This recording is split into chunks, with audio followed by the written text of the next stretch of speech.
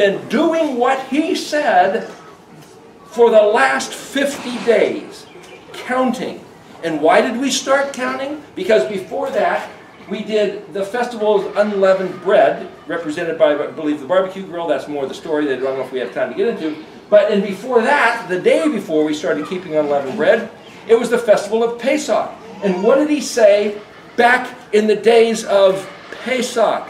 Going back to that word Anoki. I am, he's identifying himself, I am Yod-Heh-Vav-Heh, your Elohim. I'm the guy that just took you out of Egypt. Now you're mine. And now I'm going to give you my Torah instructions. That's represented by the laver of unleavened bread. The way you take bread and say, wait, does this have leaven in it or not? Leaven's invisible. It's a spore of yeast. Well, I don't know if it's leavened or not. So we know if bread's been out for more than 18 minutes, it's picked up leaven from the air. So he says, get all the leaven out of your house, but I can't see it. Well, now I have to think about it. It's intellect, it's processing, it's following instructions. So here's the message. He's offering us a place of safety that's exclusive, that not everybody can get into, but everybody is welcome.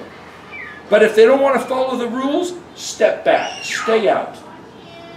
Do things your own way out there. This is a special place. It's the kingdom of Yod-Heh-Vav-Heh. But when you step in the kingdom, that's Pesach. He's the guy that took our ancestors out of Egypt. And if we don't want to be part of that people group, stay in the church. Stay in your other religion. Stay worshiping phantoms. Stay offering sacrifices to demons, whatever it is. It doesn't matter. Believe whatever you want. But if you want to come into this compound of safety, that's the kingdom of Yod-Heh-Vav-Heh. It was a four-colored embroidered gate, and I believe the four colors of blue, purple, red, and white line up with the meanings of the letters Yod-Heh-Vav-Heh. His name in color, blue, purple, red, white, priest garments, embroidery, different part of the story, not to elaborate on that, but what I'm saying is everything is symbolic. Everything is patterns to notice, because that's the way he's programmed the human mind to register patterns. Like the guy with the funny hairdo, the picture in the clouds, the shapes of the trees. Hey, the human mind notices things. And when it notices things, it assembles them into messaging. That's what he's done here, because the pattern correlates also to the 7 days of creation. The pieces of the Moedim, the pieces of the Mishkan, the pieces, the 7 phases of the Beatitudes, and then hundreds of other places in the Scripture, including Daniel 9:24. That's another part of the story. But my point is this. If he offers us sanctuary, and we walk in and he says, you have to separate the leaven from the unleavened. You can't just barge in here and do what you've been doing. You got to learn the protocols of the kingdom. In our house, we take our shoes off at the door. Some Korean friends many years ago said that. It's like, oh, this is strange behavior, but okay, it's your house. So you do what the rules of the house are. Unleavened bread represents learning the rules of the house. And one of the rules of the house is recognize the day of Pesach on the 14th day of the first month, and then for 7 days, do not eat leavened bread. In fact, get it out of your household and don't even let it around. Why do you got to do that to be saved? It's got nothing to do with being saved. It has to do with entering this kingdom and learning the culture of the kingdom of Yahweh, the Elohim of the heavens, maker of the heavens and the earth. And this is his methodology for getting us to think like a Hebrew. This is the culture of the kingdom of Yahweh. Just like Alexander the Great employed a device, this is the device. The purpose and function of the Moedim is to be conformed to his image and likeness, to think like him, to act like him. Yeshua said, he said, I'm not doing this of my own account, which is to say, there's a separation or some form of division between say the Father and the Son, Yeshua, Yahweh. But the point is, besides that, he says, I'm not here of my own account. He says, I only say the things I hear my Father saying. I only do the things I see my Father doing. So whatever Yeshua said and did has to conform to what he was experiencing in the heavens before he came down to here. And that's a whole other story about what that is. But my point is, he came down here as the model, the emissary, the ambassador, to show us how to walk these things out. And for somebody to say, thanks to him showing us how to walk them out, now we don't have to. That's the wrong message. Thanks to him coming down here and fulfilling properly, walking out these festivals, these Moedim, that means they were nailed to the cross, so we never have to do them again. If he came down doing these things, because that was the expression of his Father's heart, then if he eradicated them from our understanding, then we can't have the same heart of the Father. And yet he prayed at the Garden of Gethsemane, you and me are one, and I pray that they would be one with us the same way I am one with you. So then that means we should be thinking the thoughts of the Father, having the heartbeat of the Father, speaking the words of the Father, having the same culture as the Father, and he who provided the same pattern of the 7 days of the week here. Separating light from dark. That's like the fence separating from the... And I use the word if you're wandering in the wilderness, because the word in Hebrew for wilderness is mem, dalet, bet, resh. Midbar. But mem is put something into a noun of a place or a tool of use, and the bar is the word for word. Well, it's a place of words. It's translated wilderness. It's a place of words. This text, this Bible, is a place of words. The dictionary is a place of words. The concept of language is a place of words. A tool, language is a tool of communication. So language is a tool of make a decision, which language, how are you going to think? And then like the barbecue grill, intellect, apply your intellect. The next one, introspection. How do you line up to what these words are telling you? What is your attitude, your emotion, your favor? Are you going, or are you going, hey, yeah? It's like, it's all about you. Why? Because the bronze laver in the Mishkan was made from the mirrors of the women. There's something about reflecting yourself in this laver to cleanse yourself, to hydrate yourself, so that you can think straight, so that it's like, wow, what am I doing? Being able to look at yourself is part of thinking Hebraically. And then this is all lining up with then Pesach, Chag HaMatzot, and Shavuot. That's the spring feast outside. And then in the covered place would be the feast of the 7th month. Yom Teruah, Yom Kippur, Sukkot, Shemini Atzeret. Lining up with the same day of creation, day 1. He separated light from dark. That's like the big white fence separating out there from in here. He separated water from water. Water's above, water's below, with a rakia, firmament between. It's like leaven and unleavened. They both look the same, but there's waters above and waters below. That's like separating domains, dominions of the stuff going up there and the stuff going down here. And Yeshua even said, our Father in heaven, may your will be done on earth, just like up there. How do you do that? By keeping the Moedim. By thinking like a Hebrew man. By learning his words and his culture and hearing his heartbeat. And looking at yourself with introspection and saying, am I doing this right? Is this really what he intended? Listening to his words. This lines up with Kaf Lamed. Teach the Torah. Take it to heart. So this is choose life, Pesach. Learn the Torah, unleavened bread. Take it to heart and look at yourself as you're gestating the seed planted within you. The same way a woman will be, who's pregnant, is incubating and nourishing and developing. Only in this case, the baby that's born within you is yourself unto eternity. It's not a different human. The seed of Yahweh put within you germinates into your own. It's kind of like the movie The Alien, where the alien gets inside and uses the person as this to feed off of, like a wasp putting an egg inside a caterpillar, feeding off the caterpillar until the wasp breaks out and the caterpillar dies. This human body is like the caterpillar, in the seed of Yahweh with its own life in it is like the wasp sticking inside. And so the way I conduct myself is incubating the seed of Yahweh unto myself becoming the eternal creature. Picture of the butterfly crawling around as a caterpillar, goes into a cocoon, and whatever that caterpillar ate becomes the butterfly that is unto drinking nectar and flying around with wings. It's a whole different world, but it's the same creature, and he only is composed of. Another interesting part of the story, scientists have determined that every molecule of that caterpillar gets broken down into a slurry. So the feet become sludge, the head becomes sludge, the little hairs on its back become sludge, and they all get reconfigured. It's not that those feet of the caterpillar turn into the feet of the butterfly and the head of the caterpillar to the head of the butterfly. It all gets boiled down into molten soup and is reformed into the butterfly. It's amazing. But yet, so here's the story. Everything we choose to learn now, to think about, to engage in, we're in the caterpillar state, and when we die or go into this incubation like the chrysalis, what we come out as is, well, Apostle Paul says, you can't even imagine. But if we can believe it, we'll play into maximizing that opportunity.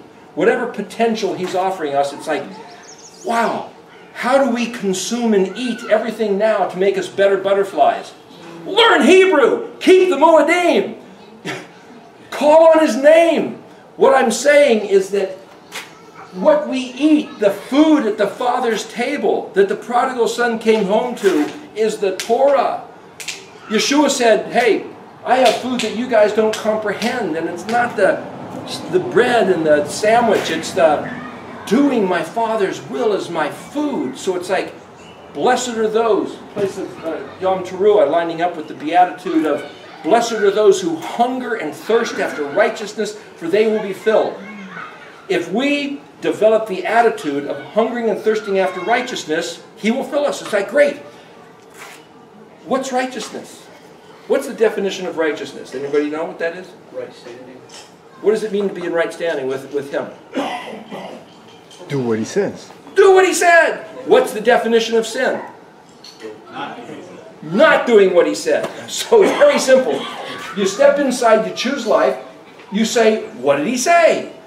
Let's choose to do what he said, that's righteousness. Let's not do what he said, because that would be sin. So okay, it's learning what's sin and what operates in the kingdom, and then take it to heart with a good attitude and say, I'm going to do it, because I know that every decision I make to go along with it is in my own best interest for eternity. I'm going to become the product of everything I decide to do right now. So I would encourage you to know his name, and know his day, and know his Moedim, and learn his language. Why? Because that's the culture of the kingdom. It's not, well, Hebrew is a foreign language, it's a dead language they used many years ago. No, it's the language by which this entire universe was built. And because the universe was built by the Hebrew language, Shaul was talking about that a bit, human flesh is composed of earth, which is composed of the Hebrew letters. When Yahuwah breathed into Adam, his breath, his ruach, is composed of the Hebrew letters. When he spoke, Peru Uravu, be fruitful and multiply, the first two words spoken, it's Hebrew. Everything is the Hebrew language. So for us to learn Hebrew, it's like, that's too difficult. Here, Tabani, the word for pattern. The word Beni, Bet Nun Yod, Ben is son. Beni means my son. The Tav is a sign or a symbol. So here's two signs, like you have a contract and you sign your name X. So here's signatories of a contract, and my son is the mediator of these two signers.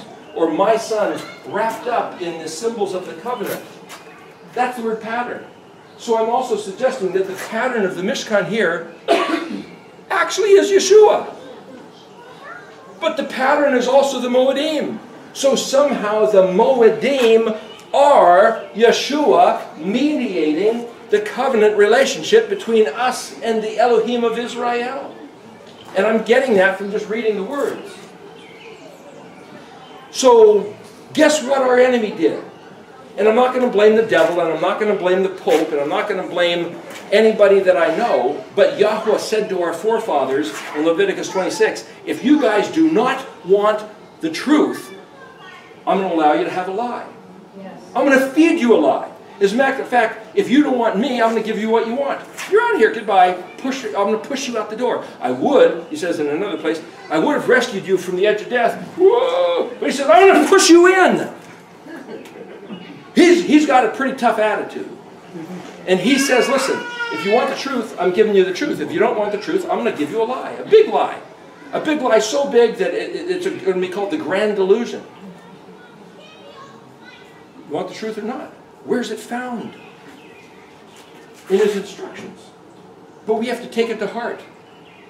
Israel had the instructions. He said, okay, I've prepared the land of Canaan, go in and get it. I'm going to wipe out all your enemies in front of you. And they said, oh, but they're very big giants and they've got big cities. And he says, don't even look at that. I'm going to give you this stuff. 10 spies decided to have a bad heart, not believe what he said, and they were going to stone the 2 guys that decided to believe what he said. So here we are. We're at the edge of the 7th millennium. I'm suggesting that that rock that hits the feet, that knocks down the systems of the earth, the word for rock is Eben, spelled Aleph, Bet, Nun.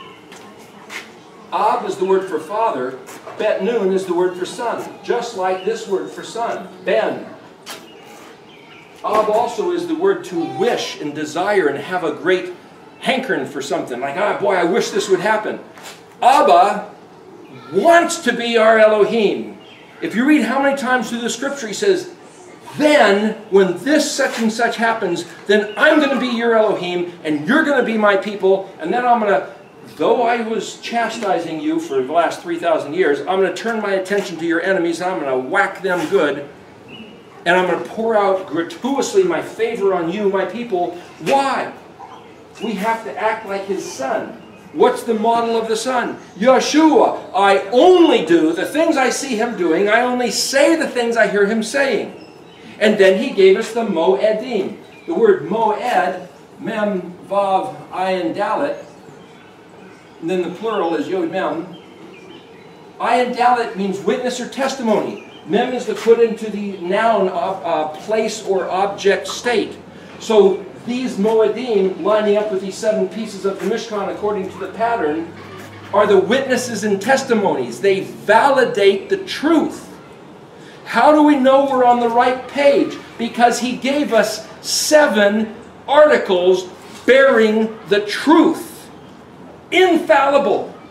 Cannot be compromised. And then he associates them as an overlay with the 7 days of creation, the 7 Moedim, the articles of the Mishkan, the Beatitudes, and then a bunch of other places. So that when we have a doctrine that lines up with the testimony, the voice of these 7 things that you just sat there processing as an illiterate, you didn't know you were reading the great testimony of the heavens, heaven and earth are going to be called to bear witness. And if they defy the words of this testimony, they will be determined to be a false witness. But Yeshua was telling us the heavens and the earth are constructed and made according to this pattern. So what is the word of their testimony? The exact same testimony of these 7 Moedim. And yet our enemy has robbed the people of earth from regarding these for the last 2,000 years, thanks to the name of the Constantinian papal authority in the name of Jesus Christ. What an incredible desolation, an abomination of mute words of testimony. And I'm quoting from Daniel 12. The message that's in this Moedim is the very Yeshua, son of Elohim, Ben. And he's hidden in the pattern. When you learn Hebrew, you are confronting face to face Abba's son. That you can be just like him because he came down and modeled it. And as you walk out these festivals, as you contemplate Pesach, 7 days of unleavened bread, tell the story. Count for 49 days and then get together on the 50th day. We are synchronizing like gears. We are synchronizing our minds, our hearts, and our behaviors with the witness and testimony of the heavens. of the earth. If everything else in the universe is nebulous, these 7 things are solid fixtures, like these pillars holding up the entire universe are these Moedim, and they've been distorted and robbed from us and lied about for all these years. But we are experiencing the resurrection of the truth by being here today. We are the testimony, the living testimony, that these words are still true because His Ruach resonates all through them. The frequency of truth vibrating, well, they say the color green and the color that you, the cells that you are vibrating at 528 when you feel in love. This is even more than that. This is the frequency that He has established, which is the basis for everything of His own personal identity. His heartbeat is the frequency of these Moedim. And the entire Christian church has been lied to about it. Yes. But it's not their fault. It's the fault of our forefathers who threw His words away as if they were nothing, garbage, meaningless. That they'd rather look like the Egyptians and the Assyrians. This word edi, also means ornament and treasure. To be adorned, jeweled. You can read this as, these are my festivals, or you can say, Yahweh said, you know, I who invented the galaxies, the nebulas, the bugs, the dinosaurs, I have robed myself in the most grandeur of the best ornamentation that I could possibly imagine. And that's the word Moedim. This is His idea of great beauty and distinction and majesty. And He says, and then I've given you, Israel, to be adorned just like me. And Israel says, hey, I think the Assyrians got some cool holidays. Can we do Christmas and Easter instead? What? And He says, yeah, fine. Boom! Slams the door. For 2,730 years. Do you guys know about the 2,730-year curse? Have you ever heard of it? No! Imagine that! I heard about it in 2004. Here's what it is, if you can believe it, if you can calculate it. Because it doesn't say there will be a 2,730 curse. 2,730. In the book of Leviticus 26, Yahweh says 4 times. Well, 4 is a door, dalal, dalet. 4 times. Well, you say that there's going to be some kind of a door that you can choose to be in or not. The point is, He says 4 times, if you guys do not listen, Shema, and guard, Shomer, my words, to do them, Oseh, Ayin Shin Hey, then this is what's going to happen. The word for vow or curse is the word spelled Shin Bet Ayin, Shabbat. That's the same as the number 7. The word for vow, curse, and 7 is all the same word. It also means to be surfeited or filled to the full or satisfied, plenty, overflowing. It's all the same word, Shabbat. In Hebrew, single words can have a bunch of different complex meanings. The point is, he said, if you guys don't want my stuff, if you consider my things to be detestable, like, are you kidding me? We can't eat leavened bread for a week. This sucks. If you have that attitude, I'm going to crank up the curse by 7. And guess what? Our forefathers took Him up on the offer. They rejected His ways. They considered His stuff to be loathsome. And He says, if you treat me and my stuff, my words, with a casual disregard, what if? Yeah, that attitude. Then I'm going to treat you with a fury of casual disregard. So that when you cry out, yeah, my enemies are upon me, he says, I can't hear you. Can't hear anything. Oh, come on, what's with the attitude? No, he says, no, you don't understand how it works. There's a reciprocal law in the universe. I speak, you listen. You don't listen, I can't listen. You guys are running the show. I speak, you listen. If you do listen, then I do what I say. And if you don't listen, what I'm going to do, I say, is that I can't hear you, and I'm going to call your enemies, or your own actions are actually calling in your enemies like a magnet to tear you to pieces because I'm not there to cover you. And then we wonder why prayers don't seem to get answered, why some peoples get holocausted and inquisition, and the believers of their great God seem to be ripped apart and run over by every other people group on the planet for the last 3,000 years. Why? Because that's the curse of Leviticus 26. And it's happened just like he said. You invoke Deuteronomy 30. If you look at the first verse, he says, when all these things have come upon you, the blessing and the curse that I tell you this day, then you, well that's us, the later generation, will take it to your heart, and with all your heart and all your soul come back to these words that I tell you today. It's like, he's not talking about the words in Matthew and John and Revelation. He's talking about these words, Deuteronomy 30, referencing Deuteronomy 29, 28. Come back to these words, take them to your heart, and then I will restore my favor. That's my promise. Nam Yahweh. Nam Yahweh is like this signet ring. And I just heard a Christian minister, somebody sent me a YouTube, where the guy says we have nothing to do with the Old Testament. The words of the Ten Devarim are not ours. It's not our covenant. We're not going to look at it. The Christian gospel can stand on the two nail-scarred feet of Jesus Christ all by himself. We have nothing to do with those words. That's what this preacher was declaring. I'm not kicking them out. They are removing themselves from this Mishkan. Wow. And the promises in this Mishkan, what were they again? Life, safety, intellect, cleansing, refreshment, enlightenment, social engagement together with him besides each other, spiritual connection where he can and will hear our prayers because we're listening to him, and the treasure set before us is to be his precious treasure according to Malachi 3:16.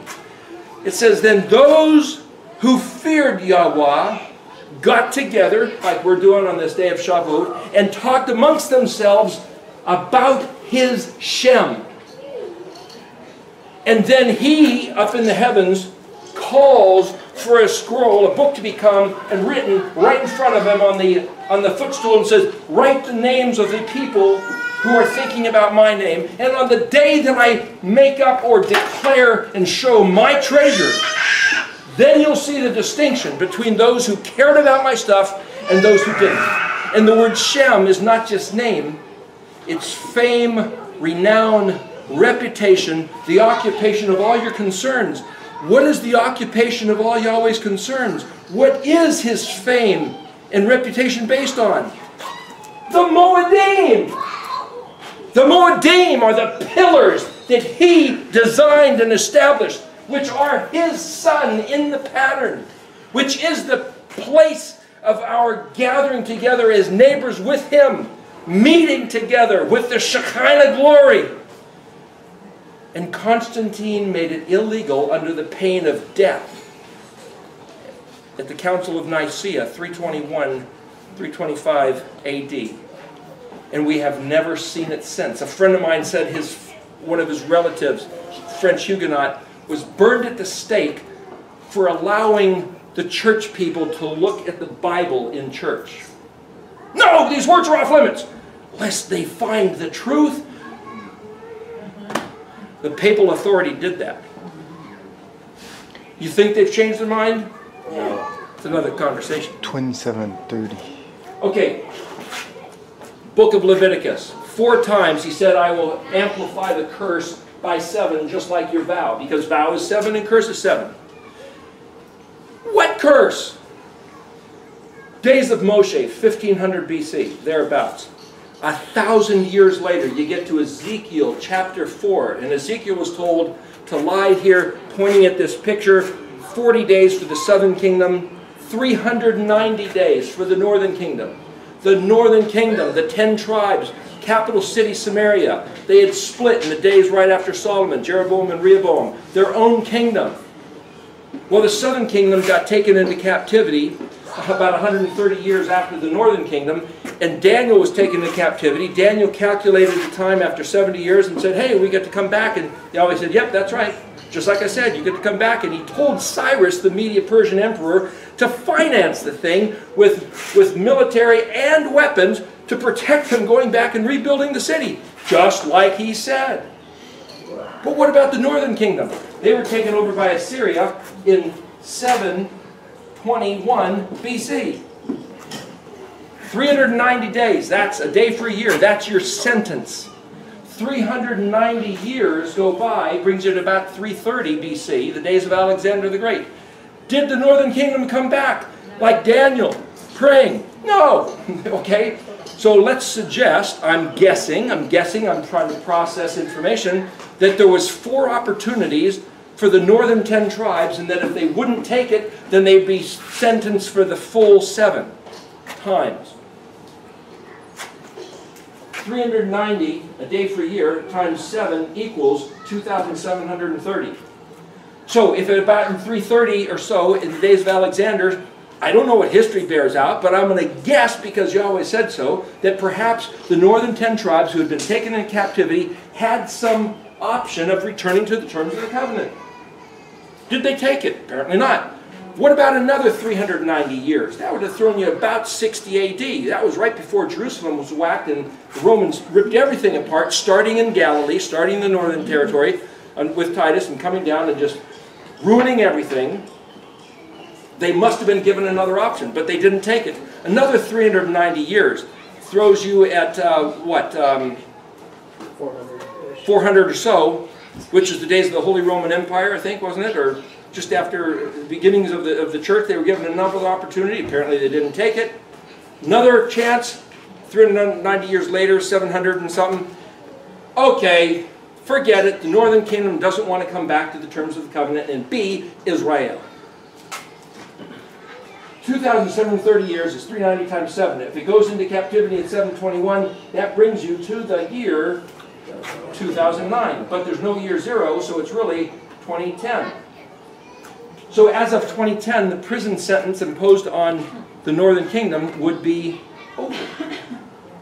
So that means all of our previous generations of Americans, of Englishmen, of Baptists, of Presbyterians, of Catholics, have been under a curse. Didn't even know it. So everything that those guys did, and what's the curse? Read Leviticus 26 and Deuteronomy 28, and then you can go look in Isaiah and Jeremiah and Ezekiel and a bunch of other places, and you realize Yahweh said, I'm going to blind their wise men. I'm going to make their seers, who should be able to read Scripture, completely ignorant. And I'm going to seal the book so they can't know what's in it. And then you get a guy like Dr. Michael Brown and Michael Heiser and a few other guys who say, you can't read stuff in Paleo-Hebrew pictures. It's hidden. There's nothing there. And it's like, that's exactly what Yahweh said would happen. So their thinking is still under the bondage of the curse. But I could show you, not that we have time, but I could show you every single picture. What does this look like? An eye. What else does it look like? A fruit with a seed in it? With a stem? Okay, you just interpreted rightly the 2 meanings of that letter. A fruit with a seed in it, and an eyeball with a pupil in it. You guys don't even know how to read Hebrew, so you guys just contradicted Dr. Michael Brown. Pretty simple. The point is, we are now outside the envelope of the curse, so we are now, like no other time in history, we have the words available. We have the interpretation of the words unsealed, and we have the option to return and be Yahuwah's B'nai Israel with His gratuitous favor poured out upon us. And I've found verses where Yahweh says, you know all those promises for the last almost 3,000 years of your people that I would have blessed them? Well, those blessings didn't just evaporate. They've been held in a treasure box, held in abeyance, ready to just pour out on the generation that chooses to be His people. For the first time in the history of the planet, other than a little spark of life in the days of David. So I personally think that what Yahweh said is true, and no matter how big the giants are, no matter how imposing the walls of the corporate agenda is, like the walls of Jericho or the walls of the Philistines, like the heart of Yahshua. Yahweh saves. Yahweh promises to be our deliverer. And the heart of Caleb. Caleb means dog, it means all heart. Kal love, all heart. The only two spies that would dare to believe his words are true got to go into the promised land. So in spite of all the voices to the contrary, I am trying to say, I read in the Hebrew words. Doesn't read that way in English. Even in the Jewish translation of the Stones Tanakh, it doesn't say it in English. But if you look at the Hebrew words, if you know how to read the letters, you'll see that Yahweh's promise is to restore his favor upon us, that we can be B'nai Israel, that everything Yeshua came to deliver to us is sealed. It's ours for the taking, but we have to choose life, read the instructions, believe them, and nurture his words like a pregnant woman, the seed within us, as we become transformed like the caterpillar. And then it was actually not a single candle, but it was actually a menorah. And Yeshua said, I'm the vine, you're the branches. I'm doing all the work, you guys just bear the fruit. And the fruits of the Spirit are gentleness, kindness, goodness, peace. Just be good to each other. And with the measure you use, it'll be measured to you. Because everything works like a seesaw. It's reciprocal, or scales of balance. And whatever you put in one side is going to come back. And then Sukkot, you guys all eat the fruit of what each other bears. It's your own self-interest to do what he said. Quit ripping each other off. Quit extorting each other. Just be good to each other. Do righteousness. And the hope set before you, this lines up with the letter Zodi, which is a picture of the resurrection. The restoration of the kingdom, fulfilling every promise he ever said to us. You can have 100% stake in his kingdom. So can you, so can you, so can everybody. But they don't even care. They're not meeting together on Shavuot. Do they not know it's Shavuot? Don't you guys know it's Shavuot today? No, they haven't been counting. Why? Because they can't think like a Hebrew. He gave us 7 Moedim in order to conduct the heart in sympathetic rhythm, harmonious cogs of wheels engaged with his heart. That's the benefit of the Hebrew. That's the benefit of knowing his words. Yeah. At the beginning, you said, how can we establish that what we believe is absolutely right? Because we are observing the Moedim and his name and his language. So, that's the tool that he gave us. Okay. So, but in the journey that we were on, we couldn't talk about the Moedim. We couldn't talk about the tabernacle. And you drew out the pictures and the whole thing.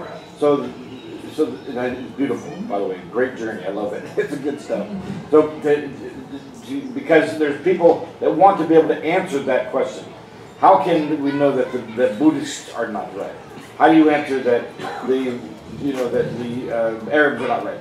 So the punchline to what you're saying is, he gave us objects that bear testimony. Right. Moed. Right. Just so you know, the Garden of Eden, it's the same word. Ayin, Dalet, Nun.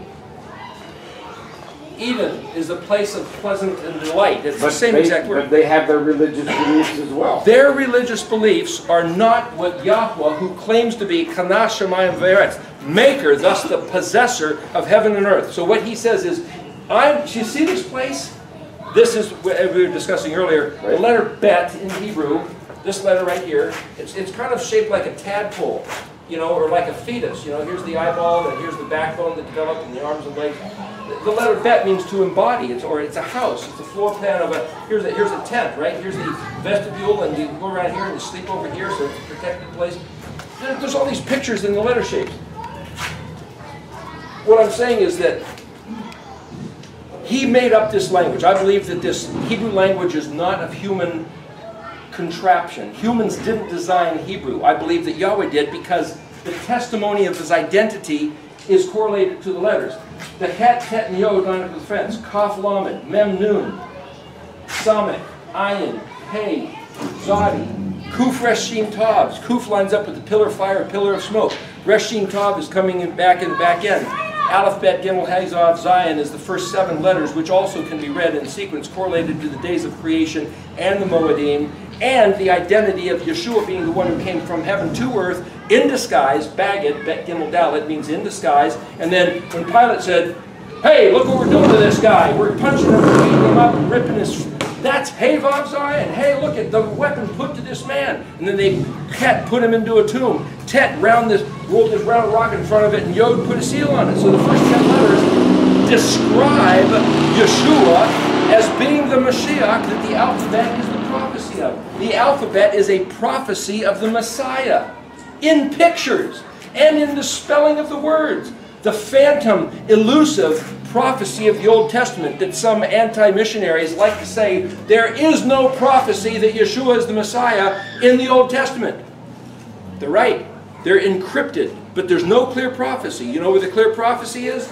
The Hebrew alphabet. Hebrew alphabet. Perfectly clear if you recognize the meanings of the object, pictograph letters, and the spelling of the words, every 2 letters and 3 letters. It's perfectly clear that that guy was Yeshua, and Pilate himself validated it by saying, Eke homo, behold the man, hine et ishu. But that's more math. Go ahead. What you're saying, and I don't want to use the word in a nutshell, but in essence, the reason why we're not able to convey the truth to other cultures and to combat other religious beliefs is our lack of knowledge of the Hebrew. The reason why we haven't been effectively able to combat other cultures is because the Moedim were robbed, because for 2,730 years, Yahweh had to impose the curse on his own people. It wasn't the devil, it wasn't Constantine, they were tools of use by Yahweh himself. So the challenge is to learn the language. Because we're on the other side of the gate of freedom, yes. Yeah. So, yeah, I just want to follow up that. So the measurement of the plummet line that our Father gave us to Shell's point, so that we can determine whose truth is truth, just like the demonstration you gave us as far as making sure that we are, are squared away and we are straight line, is knowing the Moedim, which is encapsulated in the Torah. In the alphabet. And the Torah is a bunch of instructions using the alphabetic letters to put them into more words. But to reduce it down back to the smallest little grain, like everything that exists in the world can be cataloged on the periodic table of elements, where they say here it starts off with helium and hydrogen and oxygen and carbon and so forth. That's what the alphabet is. The alphabet is taking the 22 components of all that exists as concepts, and I reduced the 22 down to 7. Het, Tet, and Yod are represented by the fence. So I'm saying the 22 letters isn't the smallest. The smallest thing we can see is this pattern of the 7, which are also then validated by the Moedim. So what I'm saying is, though the Hebrew alphabet you might say is the smallest component, no it's not. It's divided into 7. 22 divided by 7 happens to be 3.14, which is pi. That's another part of the story. But what I'm saying is represented by the menorah. See, just to show you something, just for what it's worth, in Exodus 25, talking about the menorah, it said each of the 3 branches had 3, what's translated to either bowls or bulbs. And so you see, well, there's 3 round things on each of the branches. It's like, wait a minute, if the same word is bowl, it could be that there was a 3 bowl on each of the 6 branches, and there was 4 in the middle. Well, if each bowl had a wick, there might, I'm thinking, artistic license, that there was 3 wicks burning on each of the 6 branches, and 4 wicks burning in the middle. Now, you never see a menorah made that way, but that's a total of 22, and it's divided up by the 7, which is 3.14, which speaks of other geometry. But what I'm saying is, we never see that. We see there was 1 light, but if there was 1 light and the wick had to be changed, the light would be out. But if you got 3 wicks and you have to change 1, there's still 2 more burning, you'd still have light. Wouldn't that make sense? Maybe, but you've never seen a picture. No Jews look at that. Was it that way? I don't know, but it seems like it might have been. So I'm just saying, there's all this stuff. Once you start looking, where your mind can race, and what's it racing about? About Yahweh's stuff. His stuff, by definition, is his Shem. Shem is only translated name. What's his name? You can't mention the name. You can't speak his name. You can't even pretend to write his name. If I wrote his name on a piece of paper and dropped it, it's a sacrilege according to Brother Yehuda. Well, maybe they have a right to say that, but what I'm saying is that he said in Exodus 20, at the end of the 10 Commandments, wherever and then the verb is inferred, wherever I allow or permit or cause my name to be remembered, recalled to mind, there I will import myself to arrive, and I will bless you. I'm elaborating a little bit on what the words say in Hebrew, but that's literally what it says. Is his name, which is not just Yod-Heh Vav-Heh, or perhaps it's even Aleph-Heh Yod-Heh, Ehyeh, is that what he's talking about? His Shem, all his concerns, his adornment, is wrapped up in the alphabet and the Mishkan pattern and his son and the Moedim. That stuff is his Shem. And the fact that we're talking about it, recalling it to mind, means by legal contract, Yahweh, arrive here and bless us, just like you said, please, Amen. Today, day 50. Amen. Thank you. Amen. And I can believe that it's so, absolutely. That's right. That's what this is about. That's what it's about. That's what it's about. But anyway, did I answer your question? So just to summarize, because you're saying that it's the Moedim in the letters of the Hebrew alphabet that we use as a measurement tool for the plumbing in the line per se. Yes. So, give in. Yeah, maybe to answer quickly the question the man with the voice asked, how can we know the truth compared to all the other religions? And everything you said is true, but before that, if we simply say, if there should be, let's believe, there's a creator, he loves us, he wants to extend his hand to us to communicate with us. So, it seems that it would pick a way like a pattern charade, okay, like the Mishkan pattern is a charade that we have to see everywhere. And if there's a pattern that we see everywhere, everything confirms, and that's what we see as we study the Aleph Bet, is that everything confirms all the scripture. Because we see it over and over in the Aleph Bet, exactly the truth that the book is saying. So this can be the two witnesses witnessing of the truth. This is coherence, like when you do book accounting. You know, there's a way, I don't know the terms in English, but you know, checks and balances. Yeah, exactly, and that proves it's done. It's coherent. Coherent. That's a good word. Go ahead. There's plenty of other guys, but the idea is. We were discussing the other day that I have tried to invalidate this. I've tried to tear this apart. Guy Lin has tried to prove it wrong. Can't do it. I've tried it with my own devices. Where can I find a problem? Go ahead and try to find a problem. Prove this wrong. It seems to be right. And the more I try to prove it wrong, the stronger it appears to be right. So I'm not trying to say, hey, look what I got. I'm saying, no, look what we got. Look what he's given us. Look what he has restored. I think, just to bring a little bit of American culture into it, the stuff of the movies, National Treasure, Indiana Jones, and the other guy who was looking for the Holy Grail. Da Vinci Code? Da Vinci Code. This is the treasure of the universe. That stuff is garbage trinkets of nothingness. Not that one. This, Isaac Newton was looking for something. This, Stephen Hawking was trying to determine the theory of everything, but he wouldn't even believe in Elohim. This is the theory of everything. This is the basis by which everything else has its bearing throughout time and space unto eternity. This is Yeshua proving that he is the Mashiach. This is pure Hebrew. It's not Christian. It was before there was a human. This incorporates the composition of human anatomy and the words that Yahuwah spoke to Adam to get his brain going. It's everything. This is the you might say geometry and physics and chemistry. It's all about these letters, and the letters find their reality because of the Moedim. I could tell you Aleph is ox, Bet is house, Gimel is gimel, Dalet door, Hey is window, or the word Thud to reveal. But it's like, hey, what does all that mean? Here, look. I could sit here and say, I'm going to read, I just told you the objects by which the letters find their meaning, because the word Aleph means ox.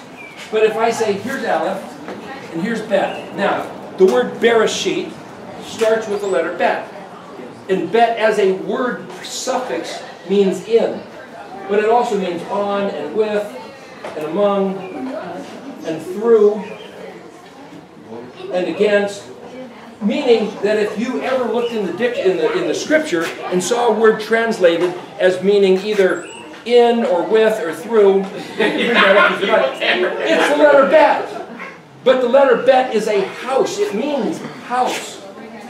And it's also a picture, like I showed you, this embryo shape of a body. And it's the first word of what's put into the constructed format of the cosmos.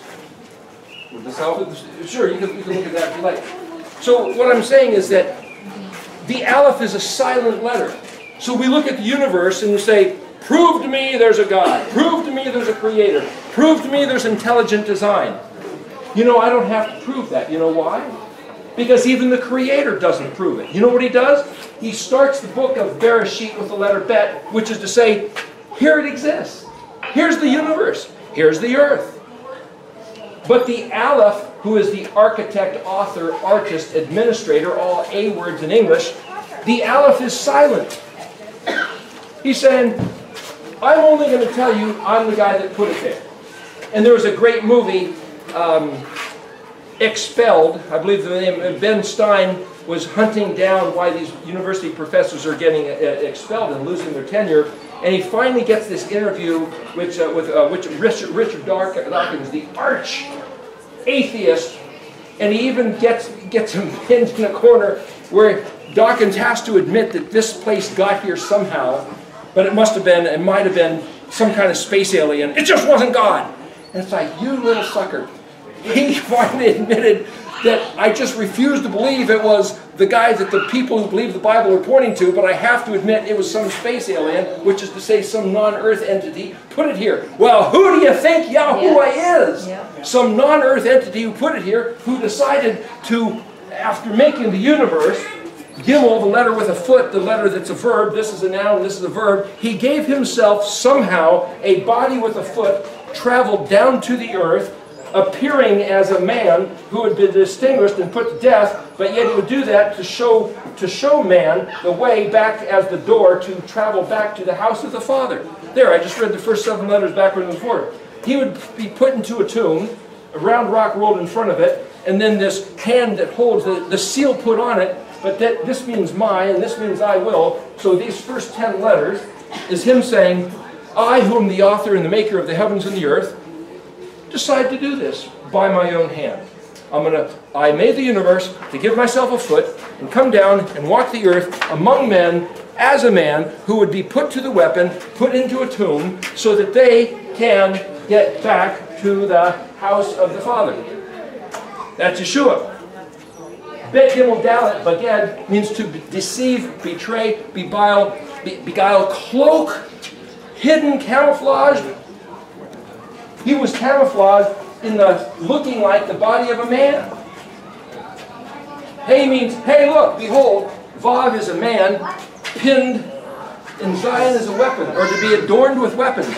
For Pilate to say, behold, this man is fulfilling these 3 letters as a prophecy that this guy who came from heaven to earth in the form of cosmos matter, humanity, is the same guy that he would then throw in the tomb. Hey, Vav Zion, Eke Homo, behold this man. Thank you, Pilate. You fulfilled the prophecy of identifying that guy as being the one that the Hebrew alphabet is in reference to. He was in the tomb 1, 2, 3 days and 3 nights, and then he resurrected.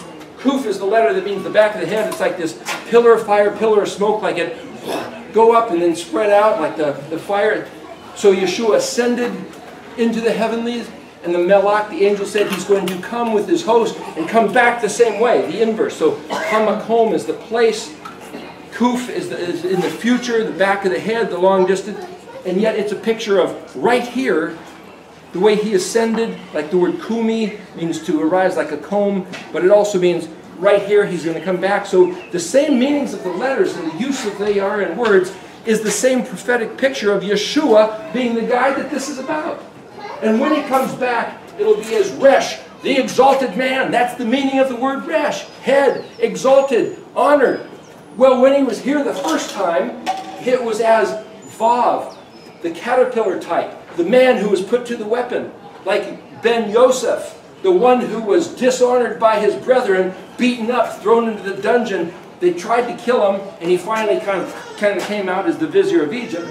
That was a little different part of the story, but this is a picture of him being put to the weapon in disgrace as the Dalal. Like I said, the word dalit means, yeah, I'm the door, but the word door also means put to humility, shame, disgrace, weakness, impoverished, hanging down.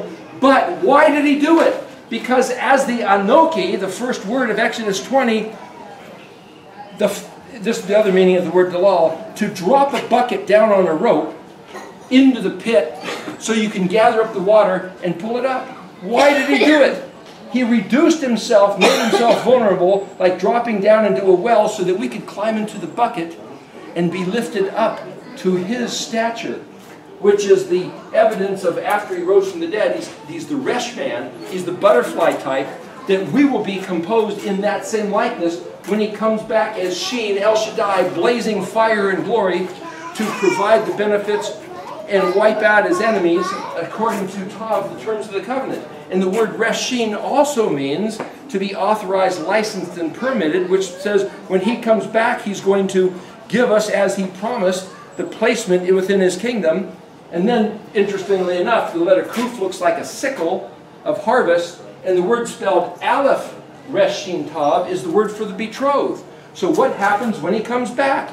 He harvests his betrothed and takes them, because Reshin Tav is also net, trap, and snare, so like you gather up your own and take them to the place you've prepared for him. This is the same message. But what qualifies him as the Messiah, because there's, according to Kersey Graves, that writing a book in the late 1600s, 16 other world crucified saviors who supposedly were born of a virgin, the emanation of a deity in mankind form, crucified, dead, buried, resurrected, coming back. 16 other saviors? Then how do we choose that Yeshua is the one and not one of these other imposters? Maybe Yeshua is an imposter too, because it's these letters in the middle which qualify him. This is the picture of Pesach. This is the picture of unleavened bread and Shavuot. So the ones right in the middle, lining up with unleavened bread, means it also lines up with the Torah. That's the pattern. And the Torah is, learn these words of instruction. And if you look at the menorah pattern, the four letters, Yod Kaf Lamed Mem, Yod Kaf Lamed means he will have power and capacity to prevail and to contain it all. Yeshua has the power and capacity to prevail and contain it all. But if we keep the words of the Torah as he said, we also will have the power and capacity to prevail and contain it all. Because that's written in the words. And if you don't put your hand to doing it, Kaf Lamed Mem is where we get the word calamity or calm, which is also to say, put to disgrace and come to nothing. There's a message just in the spelling of the letters. Without taking too much of further ado, let me adjust one more word that's embedded within the spelling, is this word tet tet yod. Now, if I can prove by logical analysis of the pattern that the guy who comes, this is Bereshit, this is the earth realm side, the material cosmos. So this is the infinite realm before heaven and earth. How did this guy put himself into this form? That's his business. He didn't tell us. He just did. You don't believe it? Okay, fine. Go play on the merry-go-round. If you do believe it, then the guy who is responsible for the existing heavens and earth also has the omnipotent capacity to put some aspect of himself into material form. Bet, as an embryo shape, being born from the little embryo with a foot as the Voyager ambassador coming to the earth, Dalit. You could say there's like the top half of an hourglass, or it's 4 earth, air, fire, water, winter, spring, summer, fall. Fourness speaks of earthness. That's kind of an esoteric equation, but the point is he comes down to the earth as a man who would be put to the weapon. Pilate would identify him as being this guy, rip off his earth suit. This is our letter G, letter Zion. It also is a picture of a plow that just rips open the earth. Same model as having his back ripped open by the Roman flail. And then this guy, who was Baged, who was coming from here, was put into Het Tet Yod. Okay, here's a question. You know the Bible. Anybody else knows the Bible. Can you